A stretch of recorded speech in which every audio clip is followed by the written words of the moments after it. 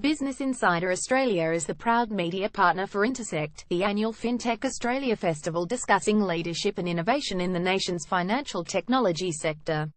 The fun begins October 27 in Melbourne, culminating in the Collide Summit on November 2 and 3.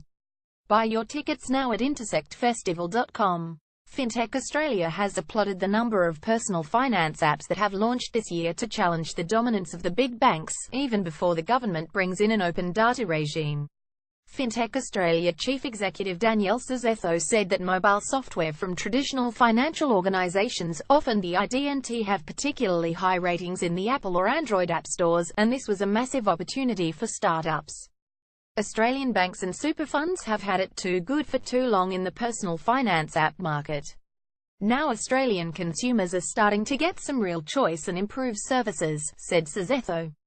This is particularly important given Australians are living longer, and need to become more aware of how to best manage their savings for long-term financial health. Analyst firm App Annie's finance apps in the Asia-Pacific report in July showed that in Australia, compared to Asian countries, Alan-only apps from big banks still dominated downloads. The CommBank app was the most popular fintech app by far, with 4 times the users compared to the next best, PayPal. In contrast, China, Japan and South Korean users were already splitting up their banking into separate third-party apps to get the best functionality. The research also found the 5 most popular retail banking apps in Australia only managed an average of 2.9 stars out of 5 in the Apple App Store in the first half of this year, indicating an opportunity for startups to fill specific personal finance needs. The federal government is currently conducting a review into how it can force old banks to open up customer data to fintechs, to make it easier for consumers to take up alternative service providers. Treasurer Scott Morrison had previously indicated he would like to see such a regime begin next year. Here are some of the Australian consumer fintech apps that are making inroads even before open data has come along. Pocketbook. This personal budgeting tool was born as a spreadsheet created in a Sydney living room. It now has more than 300,000 users and is rated 4.5 on the Apple App Store and 4.4 on the Google Play Store. Finch in July launched an app that allows Australians to make payments without BSB numbers in less than 5 seconds, as well as manage group tabs, shared expenses and split bills.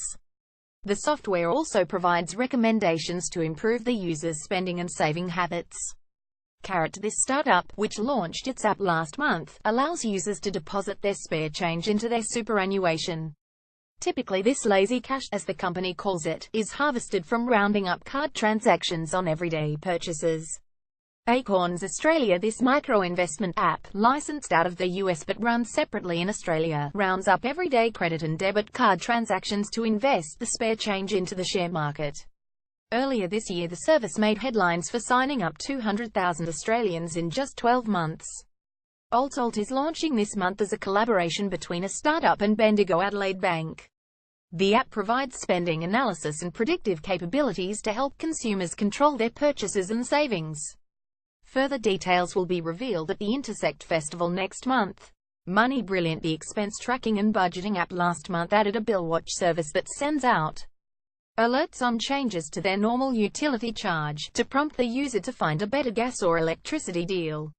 Picture Wealth. The Perth startup, which launched its app in September, analyzes the user's financial overall wealth. The platform already tracks $500 million in customer funds.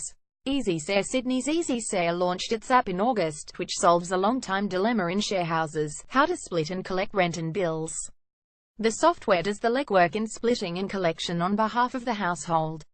Finch's Shahira Gardner, Hip Money's Mark Z. Marzeli, Carrot's Money's Jacqueline Park and Acorn's Brendan Malone will be discussing consumer wealth and investment at the Collide Summit, held as part of the Intersekt FinTech Festival on 3 November 2017 in Melbourne. Book your tickets at intersektfestival.com. Site highlights each day to your inbox. Follow Business Insider Australia on Facebook, Twitter, LinkedIn, and Instagram.